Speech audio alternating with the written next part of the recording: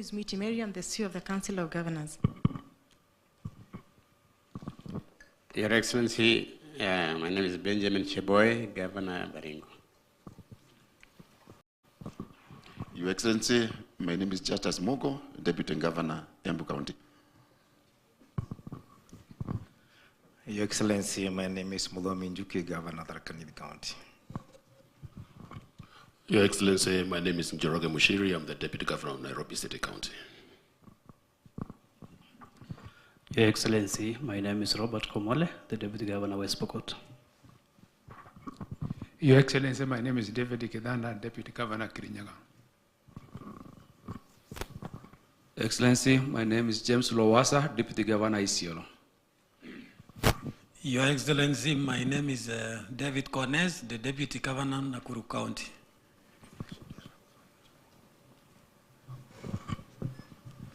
Thank you, Your Excellency. It's my humble pleasure to invite the Chief of Staff. Do we still have somebody else? Oh, Wesley Rotich, Governor Elgeyo Marakwet County. thank you so much. Sorry, my Governor. Your Excellency, it's my humble pleasure to invite the Chief of Staff, Madam Wanjiku Wakoki, to come and make her opening remarks and invite you to chair the meeting. Thank you. Your Excellency, the Deputy President, my simple task, having recognized and the established protocols, is to welcome all to the Intergovernmental Budget and Economic Council meeting, the 28th ordinary session. For purposes of attendance, we have a QR code where we have kept all the documents that will be used for this meeting. Kindly, you may access the same. The same should be available on your desk and will be projected as the meeting continues. Without much ado, Your Excellency, I will request that we all be upstanding as we welcome His Excellency to kindly make his remarks. Your Excellency. Say.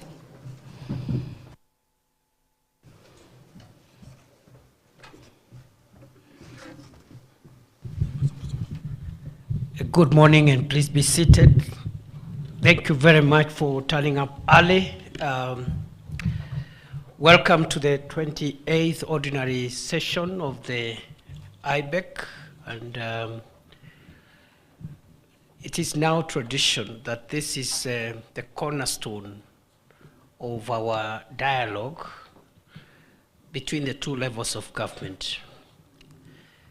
IBEC is where we thrash out emerging issues around functions that are devolved, functions that are reserved for the national government, and also around concurrent functions that are shared between the two levels of government. And I think so far we've done a good job. Just last month, we had Katiba Day. We were looking at 15 years of implementation of this constitution. What came out quite clearly is that devolution, despite the challenges, remains the most promising character of our constitution. As we preserve and implement our constitution, we must preserve and implement devolution, because the issues that devolution was supposed to resolve are as critical as they were 15 years ago when we enacted the constitution we have today. It is about services closer to the people. It is about decisions being made at lower levels, making those decisions most legitimate. It is about the public participating in governance. It is also about dispersal of power vertically.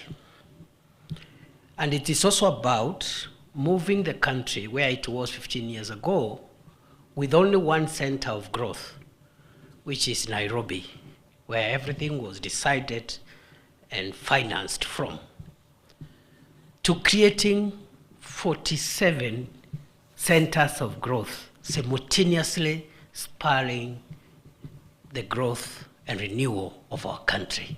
It is that fundamental, it is that phenomenal. So we continue to reflect on the journey that we've traveled so far as a nation, the successes we've gained, or the successes we have made, the challenges we face, but we have no option because we must implement devolution.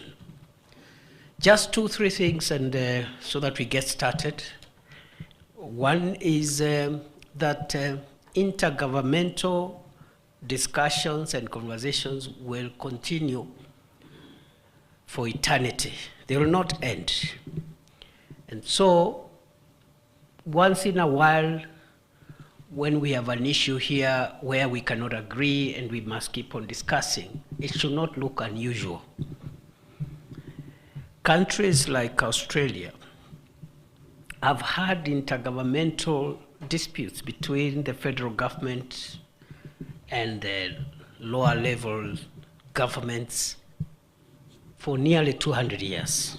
Over 190 years, they are still discussing how much should go to the federal states, the constituent federal states, and how much should remain at the center many years later. And they don't agree.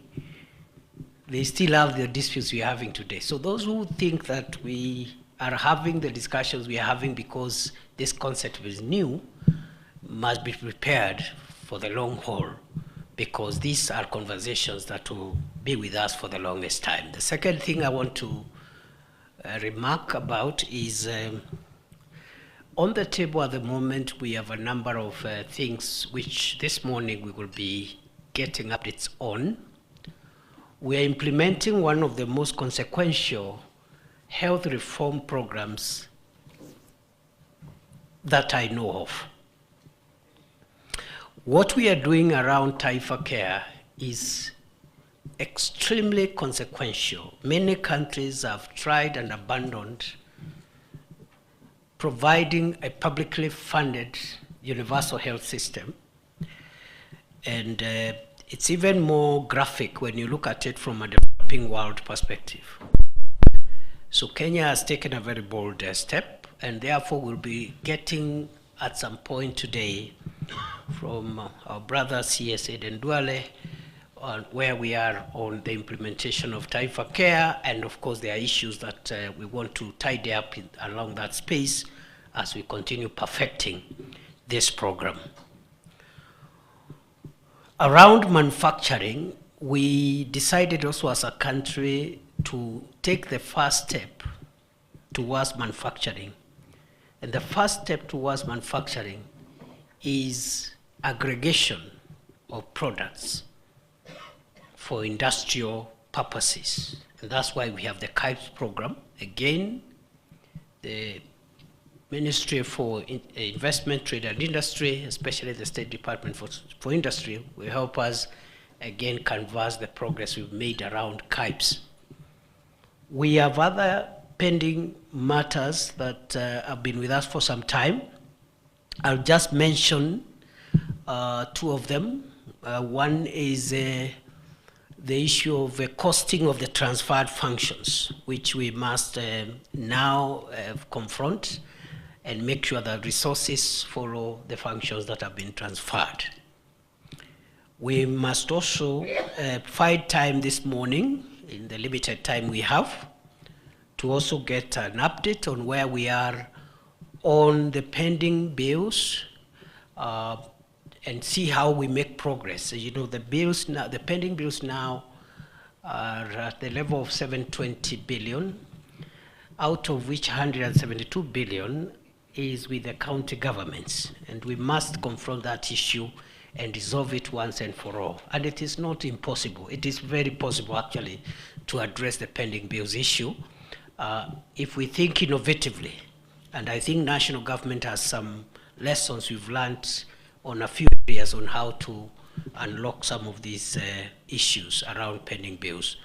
Lastly, we will also get an update from the Treasury, the National Treasury, on where we are on routine issues, including the schedule of disbursement, but also on the macroeconomic outlook, because the fundamentals of our economy must remain under vigilance throughout, because if they go wrong, everything else we are doing will scatter. Because if the foundation is interfered with, the building is likely to falter. So we'll look at the macroeconomic situation, where we are on raising revenue and funding the two levels of government. And I want to end my remarks by just reminding us, as we pursue our programs, as we pursue our programs across the two levels of government, we must look at our economy as an integrated whole, and therefore the priority policy issues that we are implementing should not be different between the national government and county governments. And the priority issues are 5. 1, we must keep the macroeconomic fundamentals stable.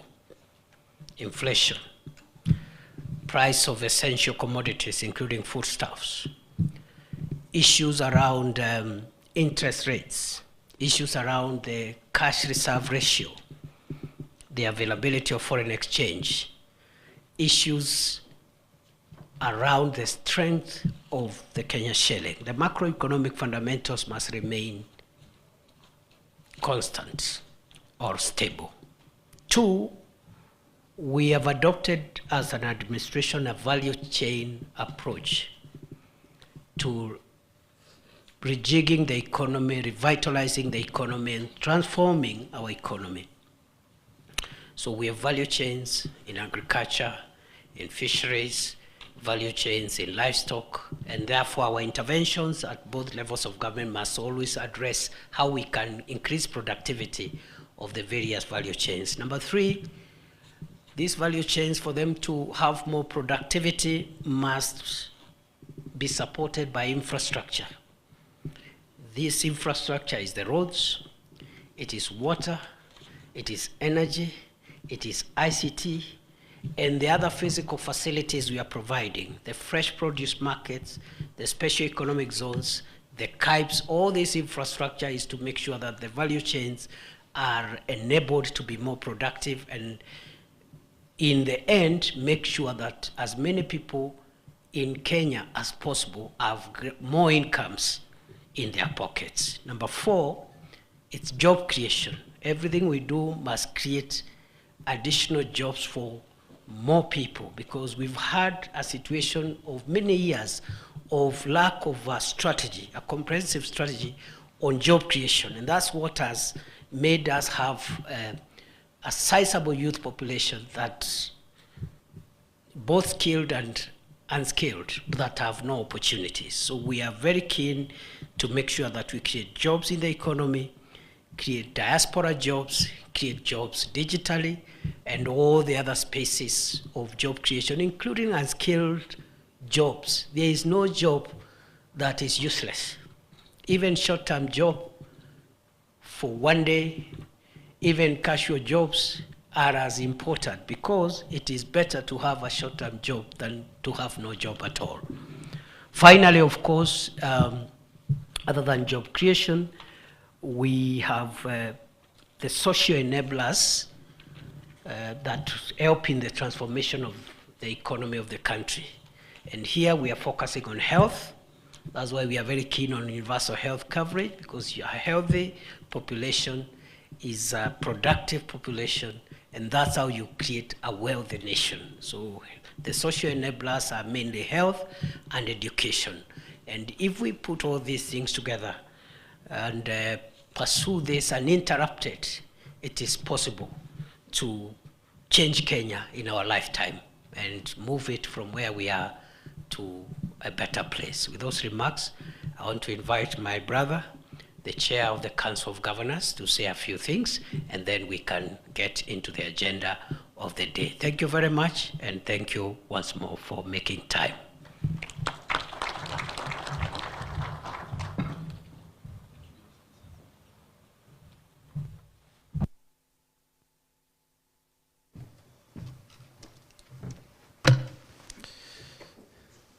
Your Excellency, the Deputy President of the Republic of Kenya and the Chair of IBEC, Professor Kindiki, EGH, fellow colleague governors, cabinet secretaries present, principal secretaries, heads of constitutional commissions and independent offices, CEOs present, CECs for finance, distinguished guests, participants, ladies, gentlemen. Good morning.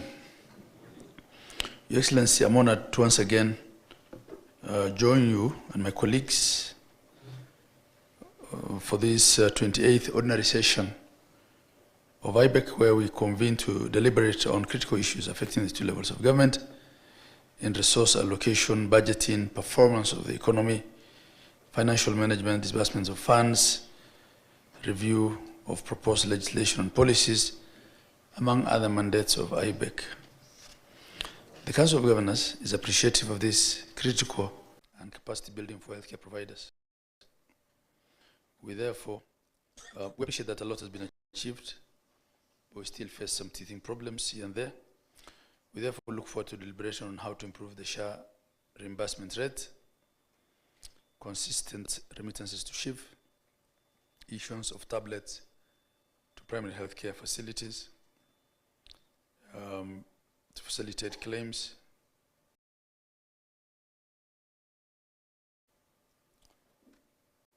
internet connectivity in hospitals, and the distribution of equipment, progression and expediting of the distribution of equipment under the National Equipment Service Program, NESPA. Your Excellency, and as Q1 ends, and this will be, I'm sure, reflected by the report of the Controller of Budget at the end of this quarter, counties have not been able to absorb money.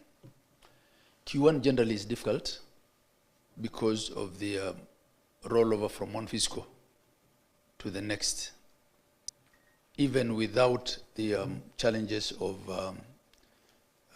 e-procurement and the new guidelines suggested by the controller. Generally, Q1 is slow, but this quarter one is disastrous. It's disastrous because we've not been able to spend money at all on account of the challenges that we've had. And Your Excellency, and sometimes we feel that the policymakers think only for, Nairobi and its environs.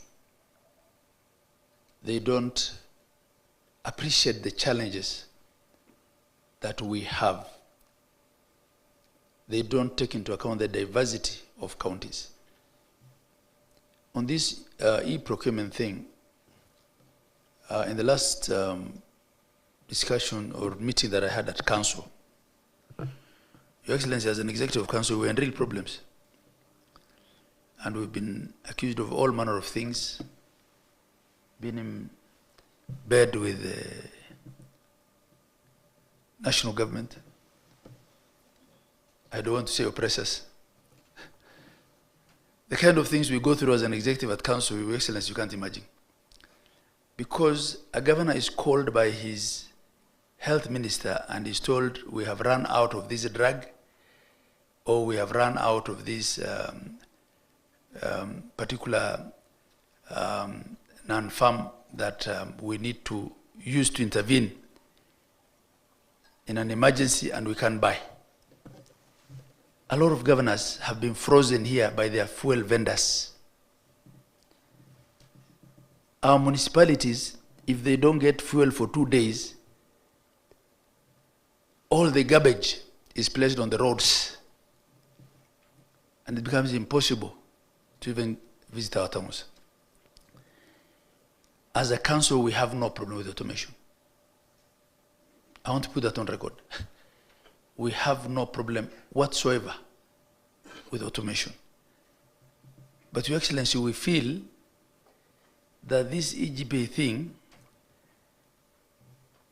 along the road, you people will either realize that you are not given the full picture and would ask to revise it, or it will be implemented with pain that was not necessary. We'll be asking ourselves, was it worth doing it in that manner?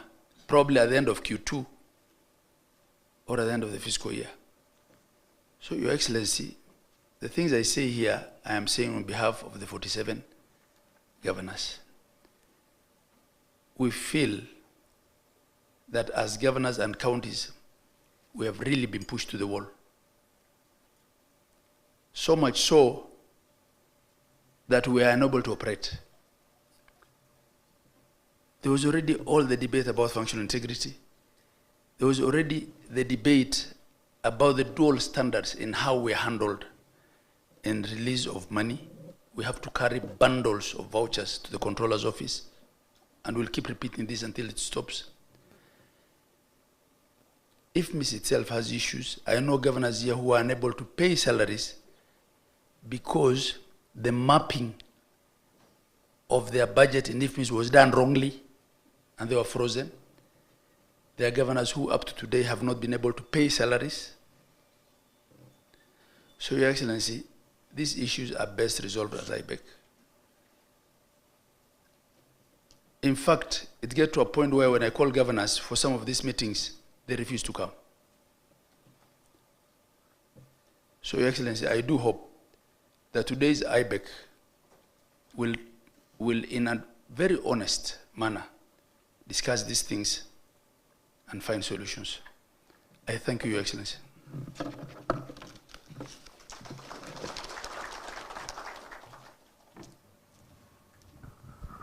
Thank you very much, Chairperson of the Council of Governors. Refusing to attend meetings is not the solution. The solution is continuous engagement, and there are no easy solutions to some of the policy issues that we must face as a country, as a people. But I thank you, Chair, and I think so far we've had very, very collaborative engagements. Some of the issues that have been on the table, we've made some progress, maybe not perfect progress, but some good progress. And I'm sure even the outstanding issues will find a way of unlocking them. So, without much ado, the agenda is as provided, and I suggest we proceed now with the minutes, the matters arising from the minutes. The minutes are in your folders. We can go through which